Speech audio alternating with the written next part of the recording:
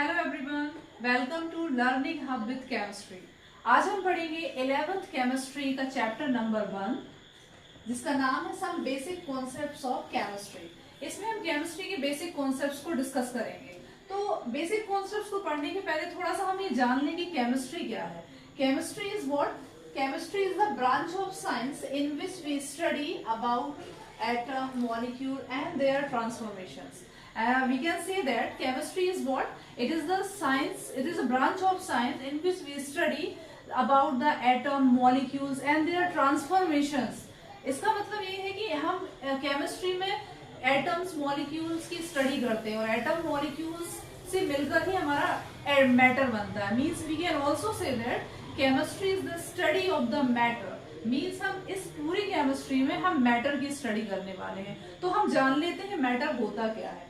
Matter की बात करें यदि हम, तो anything which has mass and occupy the space is called matter. Matter हर वो चीज होती है जिसमें कुछ मास हो और जो कुछ स्पेस को ऑक्यूपाई करे। हमारे चारों तरफ दिखने वाली चीजें लाइक दिस मार्कर, बोर्ड, मैं, आप, हम सब लोग, हम सब मैटर हैं, क्योंकि मैटर जो है वो उसमें कुछ मास होगा और वो कुछ स्पेस को ऑक्यूपाई करेगा। ठीक है। और ये जो मैटर है इसकी बेसिक्स यूनिट क्या है? मींस ये एटम, मॉलिक्यूल इन सब से ही मिलके बना है, इनके ट्रांसफॉर्मेशन से ही चीजें बनती हैं सारी। तो मैटर को हम अगर इसकी देखें तो ये जनरली 3 स्टेजेस में पाया जाता है। First solid, liquid, then gas. अगर हम सॉलिड देखें तो मैटर की सॉलिड स्टेट वह स्टेट होती है जिसमें उसके एटम जो रहते हैं एक दूसरे से टाइटली पैक्ड होते हैं। मींस इनके बीच का अट्रैक्शन काफी ज्यादा होता है, इसलिए इनका एक डिफाइन शेप और वॉल्यूम होता है। जबकि हम लिक्विड की बात करें तो मैटर लिक्विड स्टेट में होता है, तो उसके जो एटम होते हैं वो एक दूसरे से as compare to the solid थोड़े दूर दूर होते हैं। इनके बीच का जो अट्रैक्शन है वो थोड़ा सा सॉलिड के कंपैरिजन कम होता है, इसलिए ये थोड़ा सा मूव कर सकते हैं।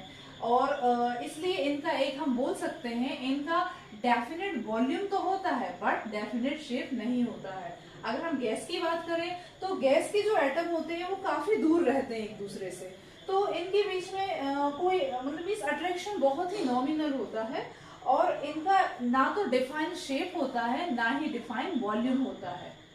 नेक्स्ट हम डिस्कस करेंगे क्लासिफिकेशन ऑफ मैटर। मैटर को क्लासिफिकेशन को हम देख सकते हैं, मैटर को 2 कैटेगरी में क्लासिफाइड किया है। सबसे पहला प्योर सब्सटेंस और दूसरा मिक्सचर।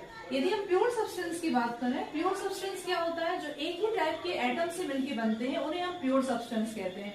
प्योर सब्सटेंस को फर्दर डिवाइड किया गया है 2 कैटेगरी में।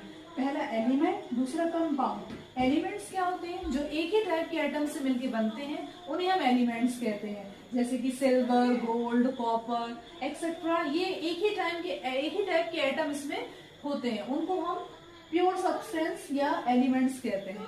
और प्योर सब्सटेंस का है दूसरी कैटेगरी यदि हम देखें वो है कंपाउंड की। ये इसे हम प्योर सब्सटेंस क्यों बोल रहे हैं? क्योंकि इसमें ये जो कंपाउंड है ये एलिमेंट, ये एक से ज्यादा एलिमेंट के डिफरेंट एलिमेंट के एटम से मिलके बनता है, जैसे कि H2O, C6H12O6। H2O को देखें तो इनका एक रेशो फिक्स होता है। मींस H2O में अगर ऑक्सीजन का एक एटम है तो हाइड्रोजन के 2 एटम ही होंगे। इस रेशो में यदि ये दोनों एक दूसरे से कंबाइन करेंगे तो वाटर मॉलिक्यूल्स फॉर्म होगा। तो इस तरीके से प्योर सब्सटेंस ऐसे देख सकते हैं। अब हम मिक्सचर की बात करें तो मिक्सचर क्या है? मिक्सचर जो होता है वो 2 या 2 से ज्यादा प्योर सब्सटेंसेस को किसी भी रेशो में मिलाने से बनता है। अब मिक्सचर भी 2 टाइप के होते हैं, होमोजीनियस मिक्सचर और हेट्रोजीनियस मिक्सचर। होमोजीनियस मिक्सचर वो होगा जो जिसमें कि हम इसके जो कंपोनेंट होते हैं एक दूसरे में पूरी तरीके से मिक्स हो जाते हैं, पूरा सॉल्यूशन या पूरा मिक्सचर यूनिफॉर्म कंपोजिशन गेन करता है। और हेट्रोजीनियस मिक्सचर क्या होता है?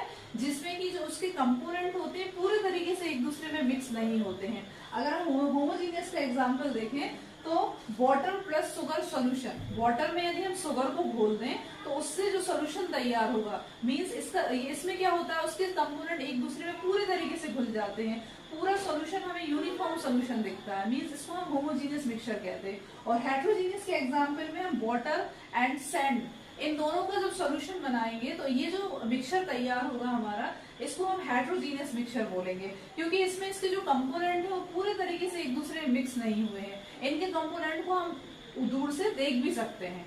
तो इसको हम इसलिए मिक्सचर को इस तरीके से दो कैटेगरी में हम क्लासिफाइड कर सकते हैं। नेक्स्ट हम देखते हैं प्रॉपर्टीज ऑफ मैटर। मैटर की प्रॉपर्टीज को दो कैटेगरी में क्लासिफाइड किया है, physical property and chemical property.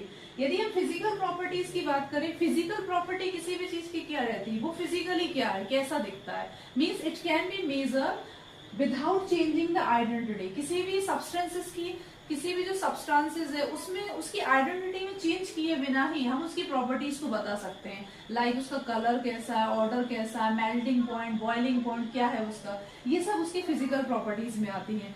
लेकिन जब हम मैटर की केमिकल प्रॉपर्टीज की बात करते हैं तो it can be major change in the identity. मतलब किसी भी सब्सटेंसेस की यदि हमें केमिकल प्रॉपर्टीज जानना है तो उसमें हमें चेंज करना ही पड़ेगा, उसकी आइडेंटिटी को लॉस करना ही पड़ेगा। लाइक उसका कंपोजिशन क्या है, उसकी रिएक्टिविटी कैसी है एसिड के साथ, बेस के साथ, इसको जानने के लिए हमें उसमें रिएक्शन कराना पड़ेगा, केमिकल चेंजेस को उसमें अंडरगो करना ही पड़ेगा, तभी हम उसकी केमिकल प्रॉपर्टीज को समझ पाएंगे। इस तरीके से हम मैटर को दो प्रॉपर्टीज में डिस्कस करते हैं।